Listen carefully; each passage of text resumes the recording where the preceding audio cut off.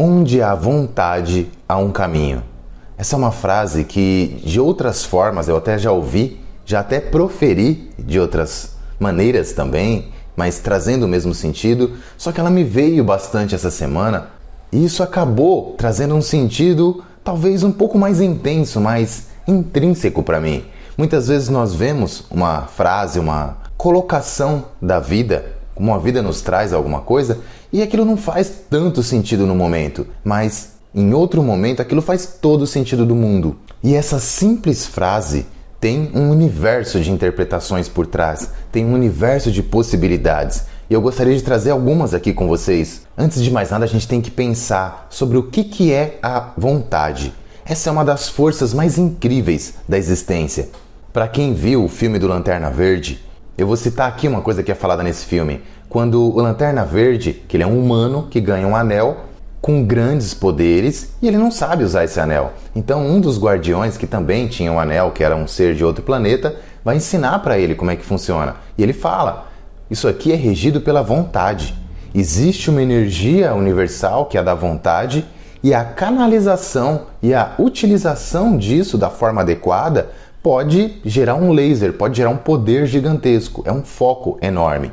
E o que nós vemos na maioria das vezes ao longo da vida? Pessoas sem vontade, pessoas que começam uma coisa e nada dá certo, terminam, nada vai para frente. Então vamos pensar um pouquinho, principalmente sobre 3 elementos que podem nos impedir de ter uma vontade férrea. O primeiro deles é a estima. Toda vez que nós temos uma estima elevada, nós conseguimos ter vontade de fazer as coisas, porque as coisas fazem sentido para nós e elas são nossas. Nós as vemos como nossas. E isso é uma coisa dificílima para a maioria das pessoas, porque é criada de uma forma, é ensinada de uma forma que o outro tem mais valor, com um certo tipo de mediocridade, como eu costumo dizer. Eu mesmo passei por esse processo, conheço várias pessoas que passam por isso. Então, ter a estima elevada requer um trabalho gigantesco para grande parte da população. Quando você consegue ter a estima elevada, é porque você consegue valorizar o seu. Você precisa olhar para uma coisa simples sua e agradecer. Caramba, olha isso aqui, que legal. Nossa, eu consegui comprar isso aqui. Eu, sei lá, trabalhei e consegui comprar uma caneta que seja. Isso aqui é meu esforço. Que legal. Eu valorizo essa caneta. Então, quando eu começo a fazer isso, eu começo a tirar o foco do fora. Começo a tirar o foco do externo. E isso é muito mais profundo do que parece. Tem um grande mestre chinês que eu conheço, que ele conta uma história, que ele veio da China e com o pai dele. E o pai dele lhe dizia uma frase muito interessante. Ele falava o seguinte para ele: o Brasil é o único país onde ser estrangeiro é um privilégio. E eu já presenciei várias situações, várias cenas nas quais as pessoas daqui, por exemplo, do Brasil, colocam às vezes uma importância maior em algo de fora. Ah, esse cara veio dos Estados Unidos, veio de tal lugar, isso aqui é importado, e menos valor para algo que está ali perto.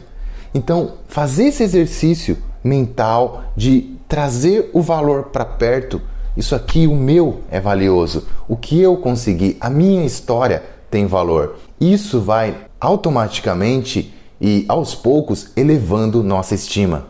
A segunda coisa que é importantíssima para nós termos uma vontade forte é amar o jogo. E muitas pessoas não amam o jogo simplesmente. Por quê? Porque elas aprendem desde pequenininhas que trabalhar é ruim, que as coisas são difíceis, que eu quero uma vida mansa, que o melhor, a felicidade é não fazer nada. Então isso destrói qualquer vontade. Isso é totalmente incompatível com qualquer força de vontade.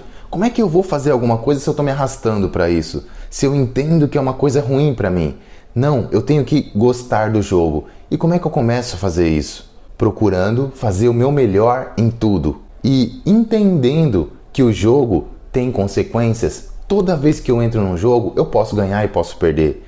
Toda vez que eu entro num jogo, eu vou levar porrada. Eu vou perder aqui e ali. Eu vou ganhar aqui e ali também. Tem um embate, tem um atrito, tem toda uma série de acontecimentos. E se eu aprendi a querer fugir disso, como é que vai ser? Não tem como caminhar isso em sentido nenhum. Então a coisa mais importante nesse ponto é o querer realmente jogar. porque eu entendo que o jogo é a única coisa que vai me fazer crescer. E muitas pessoas também não querem jogar o jogo porque elas querem sempre estar por cima. Elas querem sempre estar tranquilas, no topo, confortáveis. Isso não vai acontecer. Pelo menos não em muitos momentos, na maioria dos momentos.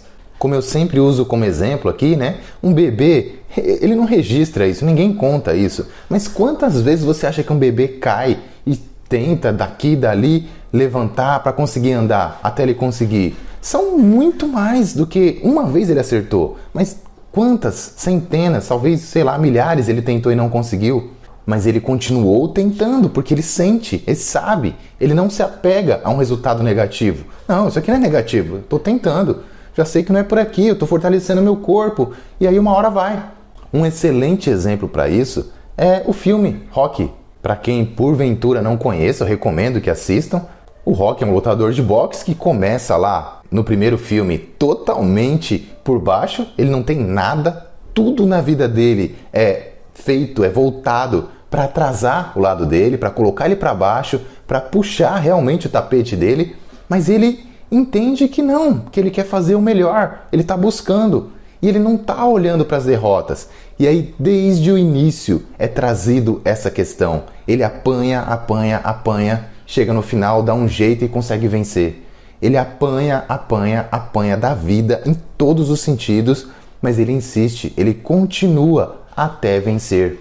Isso é um exemplo, uma situação que é trazida também no filme A Procura da Felicidade, com Will Smith, aquele que ele fez com o filhinho dele. A primeira vez que eu vi esse filme, eu achei estranho, porque eu pensei, caramba, isso aqui foca muito no negativo e tal. E depois eu vi com outros olhos. E não é isso. Ali é uma pessoa determinada, porque ela sabe que no fundo ela vai dar certo e ela tem que dar certo. As coisas vão melhorar. Então ela continua firme, ela continua crendo no melhor. E não importa em que situação se esteja, ele fica sem nada. Ele entende que ele perdeu totalmente, ele aceita a derrota. Isso é essencial. E aí ele tá ali sem esperança nenhuma, dormindo com moradores de rua, correndo para pegar um lugarzinho para dormir num abrigo com o filho dele, dormindo no metrô. Mas ele não desiste, porque ele sabe que as coisas vão dar certo. Porque ele, de alguma forma, gostou do jogo. Ele, cada vez que vem, não, peraí, isso aqui me derrubou? No fundo, ele tá, caramba, isso aqui, então você vai ver, vida. Próxima vez eu vou ganhar. E aí vai para a próxima. Não deu? Você vai ver. Vai dar tudo certo. E continua querendo, continua levantando, sempre que a vida os derruba. E em terceiro lugar, eu vou citar aqui uma frase da Helena Blavatsky, que eu considero espetacular. A vontade rege universos manifestados na eternidade. Tudo o que é feito precisa ser feito para ser perene. Precisa ser feito para ser eterno. Isso não quer dizer que não possa haver mudanças na vida, que uma coisa perde a sua validade, talvez um produto, uma roupa, seja lá o que for, e eu troque, eu mude de lugar, etc. Isso não tem nada a ver. Mas existe um princípio que é o de muitas pessoas, que elas vivenciam isso, de querer estar sempre mudando. Ah, não, eu sou assim, eu quero estar sempre mudando, tal. E isso, na maioria dos casos, é um tipo de autossabotagem. Impede as pessoas de focar 100% em algo. E quando eu faço coisas com uma vontade incrível, com um desejo incrível, com um amor incrível, eu as faço para serem eternas. É óbvio que a gente sabe que a gente vive no mundo da matéria, tudo bem, mas a matéria é uma manifestação, é um reflexo do espírito. E o espírito é eterno. Então as coisas têm que caminhar para essa natureza, para essa intenção. Eu cito aqui uma das pessoas mais incríveis para mim, talvez meu maior ídolo que já passou pela Terra, que é Leonardo da Vinci. Ele, quando pintava, muitas vezes ele ficava 3 dias, 3 noites, sem dormir, sem comer, sem lembrar de mais nada, mergulhado no seu quadro. Então, quando vocês olham para a Mona Lisa, que está aqui, séculos e séculos após ter sido finalizada, vocês veem algo que foi feito para ser eterno? Vocês conseguem ver algo que foi feito com muito espírito, com muita vontade? Foi colocado tanto espírito naquilo que está vivo até hoje, que você lembra dele até hoje. E aí eu aproveito para citar, ele não era uma pessoa presa numa coisa só. Eu sou médico, eu sou professor, eu sou isso. Não, ele era aquilo naquele momento. Ele era o pintor, o arquétipo do pintor quando estava pintando. Ele era o arquétipo do anatomista quando estava fazendo anatomia, do botânico quando estava estudando as plantas, etc. Ele foi tudo o que ele pôde ser, mas cada coisa ele fez para ser eterno. Tem até um ditado no Egito, uma coisa que eu me lembrei agora também, que fala que é mais ou menos assim: todos temem o tempo, mas o tempo teme as pirâmides. As pirâmides do Egito estão lá há quanto tempo? Será que isso foi feito com uma dedicação, com uma vontade gigantesca? Ou não? Então, quando a gente começa a olhar para trás, para grandes seres que vieram aqui na Terra, Joana d'Arc, Mahatma Gandhi, Buda, Jesus, Nelson Mandela, como é que a gente lembra dessas pessoas até hoje? Como é que o que eles fizeram foi eterno? Porque existia um amor, uma vontade enorme. Eu vou fazer isso aqui, eu vou transformar tal coisa, eu vou colocar todo o meu espírito nisso daqui. E aí aquilo tem uma durabilidade que transcende a matéria, que transcende o físico. E a gente poderia continuar muito tempo aqui citando exemplos e falando a respeito disso, porque é um assunto muito vasto também, né? Como a indústria da obsolescência, como o mundo líquido ao qual Zygmunt Bauman, o filósofo polonês, se refere em suas obras, como tudo tende para ser o mais fácil, o mais dentro da zona de conforto, e o como dá trabalho, às vezes, para você transmutar uma coisa, para você renovar algo que já está ali, para você crescer. Isso a gente traz para nós mesmos, isso a gente traz para nós mesmos, porque quando eu tenho esse princípio de fuga, eu quero fugir de mim mesmo, só que eu nunca vou poder fugir de mim mesmo. Eu sou eu, e eu serei eu eternamente.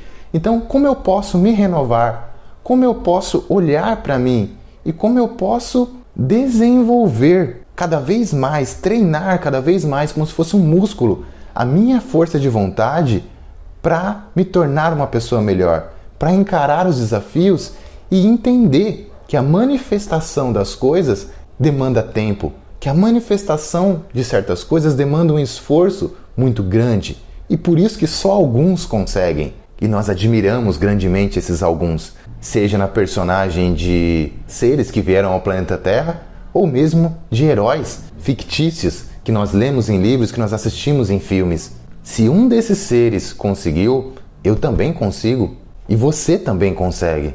E eu vou finalizar aqui com uma última história. É sobre um anime que eu até cito no meu livro Sétimo Sentido, que eu recomendo a todos que conheçam também, no qual eu relaciono, entre outras coisas, a física quântica e os animes e mangás, que é de um anime chamado Reborn. Nele, um grupo, o grupo principal lá de heróis, eles vão lutar contra um outro grupo inimigo. No final é a última batalha, vamos dizer assim, contra o chefe mais forte. E aí eles lutam essa batalha, quase morrem, conseguem por pouco ganhar e eles comemoram essa vitória. Nossa, a gente ganhou, tal, nós somos os melhores. E aí o cara do mal lá, principal, ele olha pra eles e fala: legal, vocês ganharam, agora vocês vão encarar o verdadeiro desafio. Aí eles: ué, mas como assim? Esses aqui não eram os mais fortes? A gente não já venceu tudo que a gente precisava? E ele fala: não, não é assim. Eu passei anos escolhendo ao longo do mundo inteiro pessoas que tivessem mais determinação, não as que fossem mais fortes. Vocês podem até ter enfrentado as pessoas que eram mais fortes, mas agora vocês vão enfrentar aqueles que têm mais determinação. Olha que interessante. Ele coloca nesse momento a determinação, a força de vontade superior ao poder. E é só a gente olhar ao redor. Tem pessoas que não têm condições de nada, mas elas têm vontade. Stephen Hawking, aos nossos olhos, pode não ter condições de muita coisa, pode não ter tido condições de muitas coisas. Numa cadeira de rodas, mexia o que? O olho. Mas olha o que ele fez. E muitas pessoas, nós temos tudo. E aí, o que nós vamos fazer com isso? Bom, pessoal, era essa a ideia de hoje. Espero que tenha contribuído aí para a evolução de todos vocês. Se conhecem alguém que vocês entendem que precisa ouvir isso, transmitam esse vídeo, compartilhem com um amigo, comentem se for o caso. Muito obrigado e até a próxima vez.